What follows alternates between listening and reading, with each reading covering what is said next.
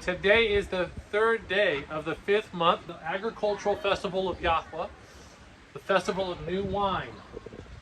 And we are in Ezyon Geber. We are in Aqaba, Jordan.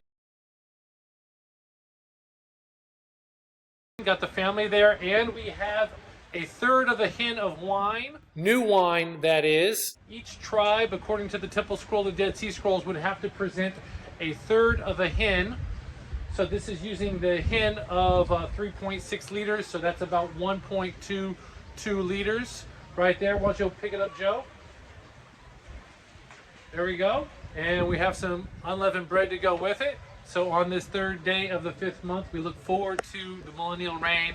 Yah willing, we live. We can celebrate it in the land on the 70th Jubilee, during the year of the 70th Jubilee. So guys, just want to say hello and shalom to everybody out there. The children made some wine. I'll put some pictures up and some video footage of the kids celebrating new wine. We're here in Aqaba, Jordan. We plan on touring here for several weeks. Yah willing, we live. We'll see what happens. And just wanted to say hello to everybody out there, and shalom to you all, and happy festival of new wine. And here's my biblical anniversary spreadsheet on the official, restored, fully 364-day solar Enoch calendar. Mine does not use the false Gregorian days of the week. Rather, it uses the sun to make the days of the week. So this is the official calendar that's been restored. All other 364-day calendars or 364-day Enoch calendars, those are only partial calendars. They're not the true days, because the days of the week are calibrated by the spring equinox, not the false Gregorian days of the week. As you can see, the third day of the 5th month is the Festival of New Wine. I have several videos on this Festival of New Wine, and several things happened on this day. This is the day that there was a Festival of New Wine going on in the book of Judges up in the country of Ephraim. And I believe that the Benjamin was able to take wives from that festival. And then also in the Temple Scroll of the Dead Sea Scrolls, we're supposed to remember the covenant of salt. So here I am in the Dead Sea Scrolls, and as you can see, this area highlighted in yellow is regarding the Feast of New Wine and how to count it. Okay, and how to count the 50 days, and how at the quarter of the day the priest was to offer the drink offering. And here it's important to see in this section that it's talking about the covenant of salt, that the Israelites should salt all of their offerings, and you should never allow the covenant of salt to fail. So in all of their offerings they would put salt on them, and also I would assume salt in the bread is always good. So I don't know how they made the bread, but I imagine that they put salt in the bread because it's tastier that way.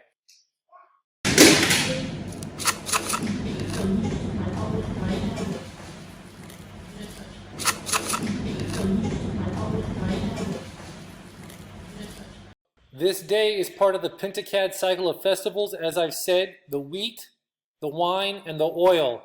It's 7 weeks, number the 50th day. 7 weeks, number the 50th day. 7 weeks, number the 50th day.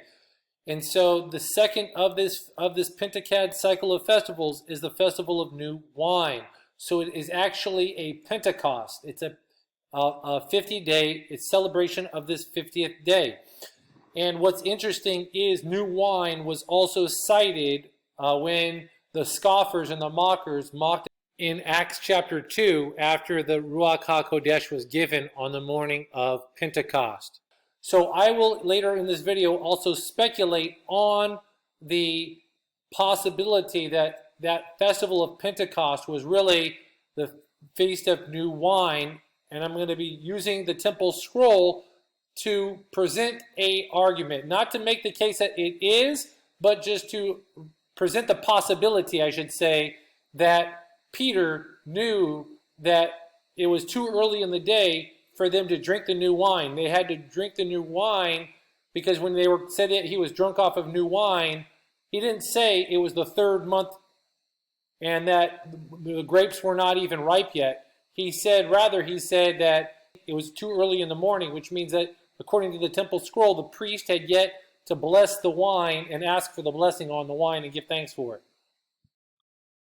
So here I am in Acts chapter 2, and it says, and when the day of Pentecost was fully come, they were all with one accord in one place.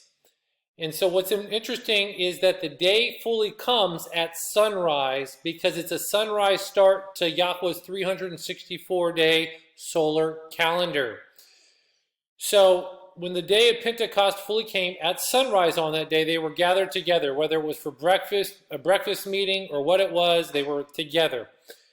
And important to note that there were dwelling at Jerusalem Jews, devout men under every nation.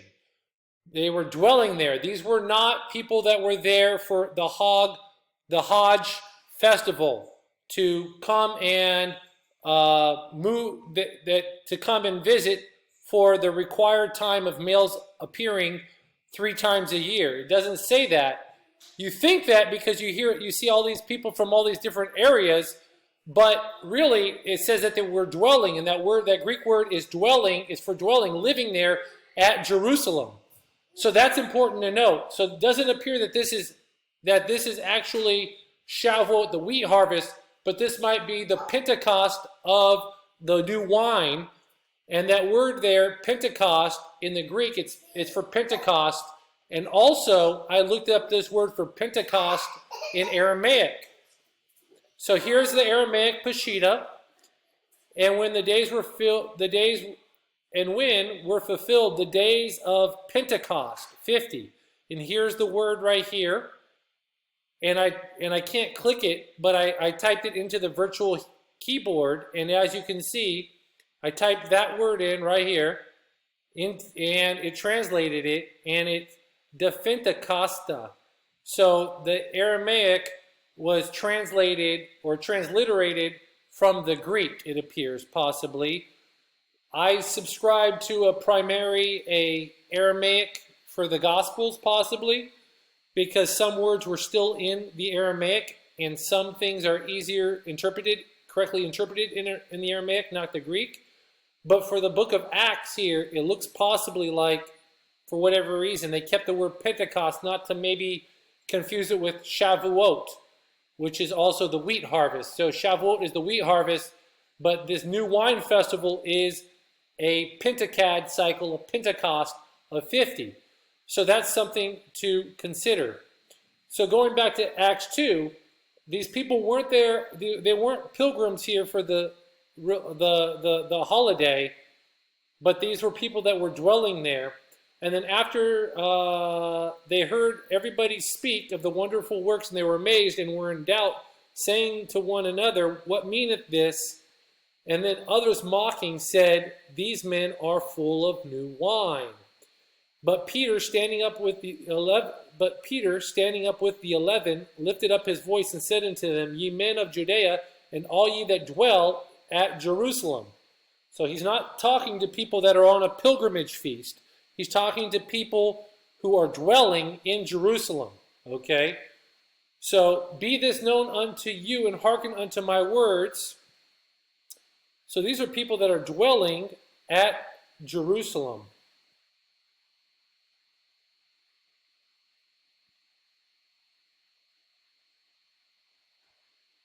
Be this known unto you, and hearken to my words, for these are not drunken, as ye suppose. Sing it is but the 3rd hour of the day. But this what was spoken by Joel the prophet. And then he goes in and quotes Joel. Now, me personally, I understand Joel to be written before the Babylonian destruction, and part of Joel's writings were about the Babylonian destruction of Jerusalem that came in 586 BC, more than likely. So with that being said, he starts quoting Joel. Now, the Feast of New Wine is always, that Pentecad, or that Pentecost of new wine, is always on the 3rd day of the 5th month. The destruction of the Jerusalem started on the 7th day and ended on the 10th day of the 5th month. So, this is one of the reasons why possibly Peter's quoting Joel here. But my purpose of this video is not about that, even though that this coming 10th day of the fifth month is something that we should be watching for, his reply is that it's the third hour of the day. If this was really the wheat harvest, why doesn't it say there were people there on a Hajj pilgrimage? It doesn't say that in the book of Acts.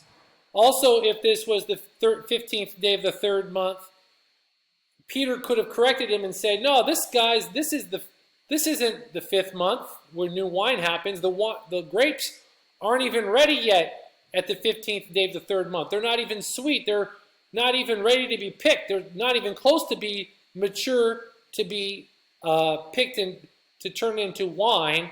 So therefore, because as you see here, the third day of the fifth month is the festival of the new wine. Here's the Sabbath. We go back 7 Sabbaths.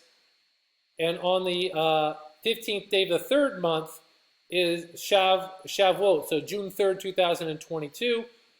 We are in July 22nd, all the way down here, July 22nd, 2022. So that's over a month and a half. That's 50 days from there. The grapes weren't ready 50 days ago to make new wine.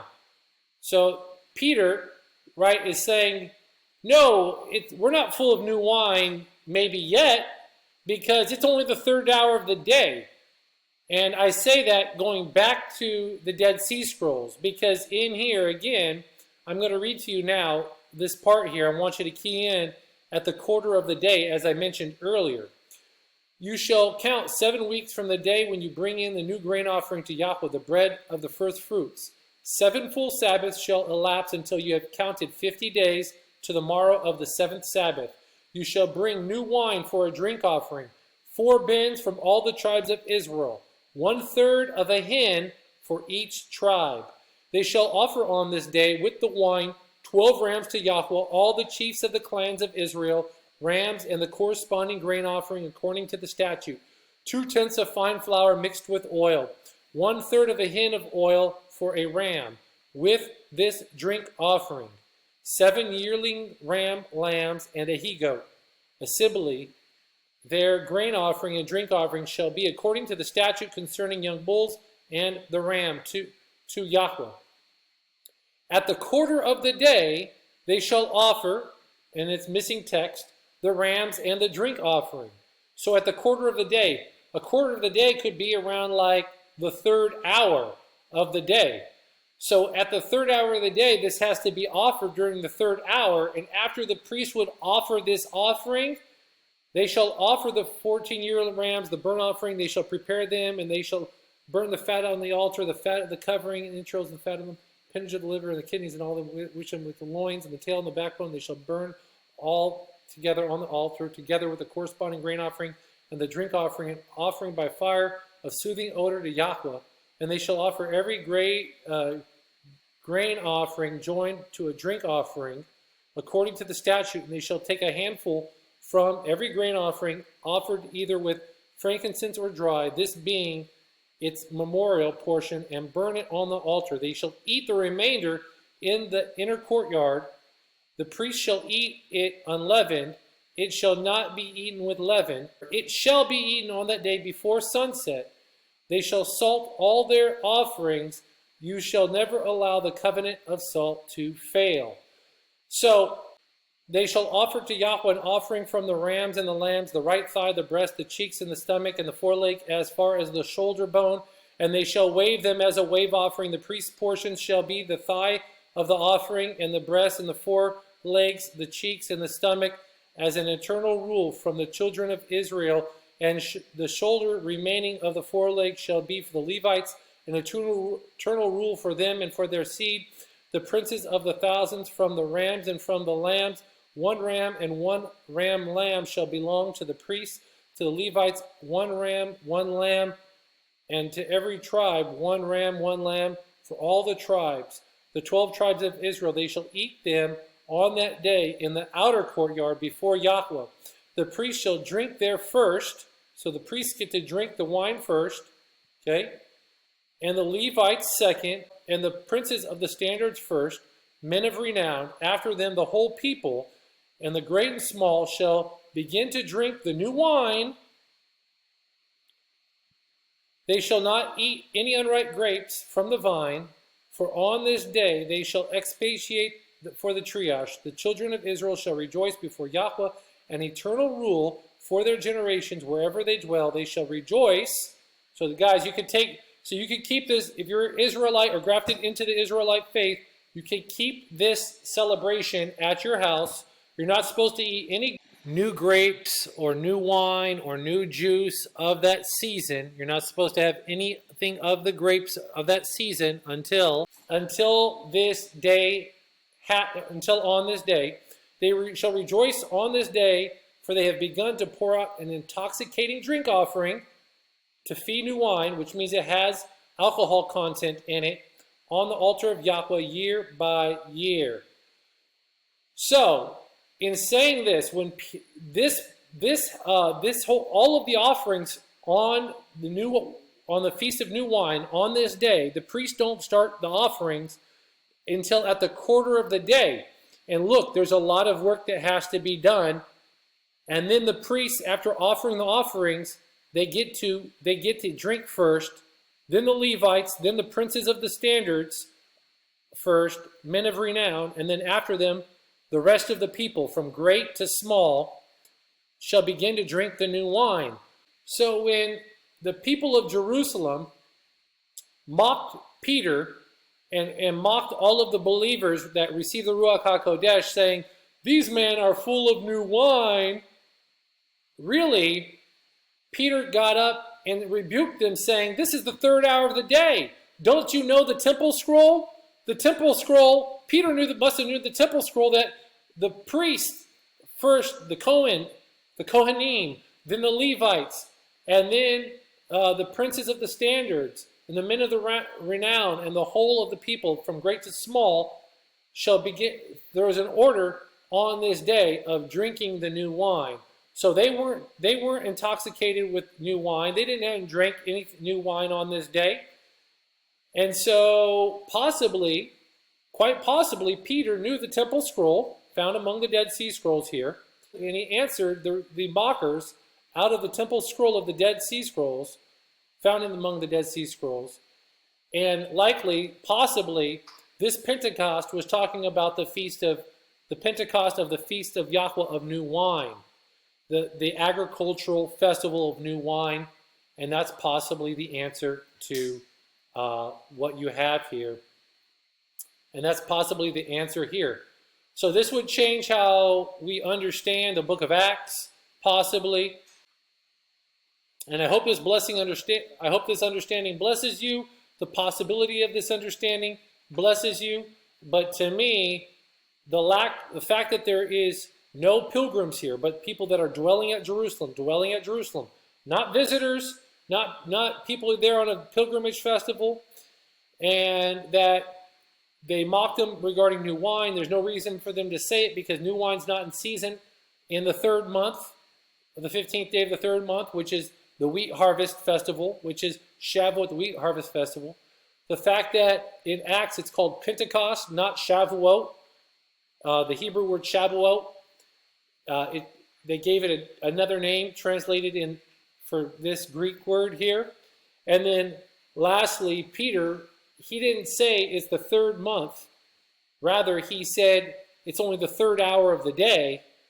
And the temple scroll, so he knew that there was priestly duties that had to happen before they could drink new wine, basically rebuking him that he knows the customs of the temple, and that they weren't, and the fact that they received the Ruach HaKodesh. So I hope that this understanding, the possibility of this understanding, blesses you. I hope that you're blessed. I hope that you read up on the Pentecost cycle.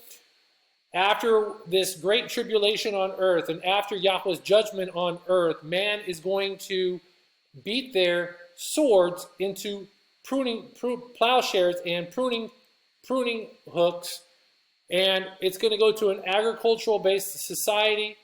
And Yah willing, so it's important to understand the agricultural cycles of Yahweh Elohim's calendar. So, brothers and sisters, I hope that you're blessed by this video, and I haven't made a video in a long time, so I'm signing off, and shalom to all my brothers and sisters out there who have the testimony of Messiah Yeshua and guard his commandments. Shalom to you. Shalom.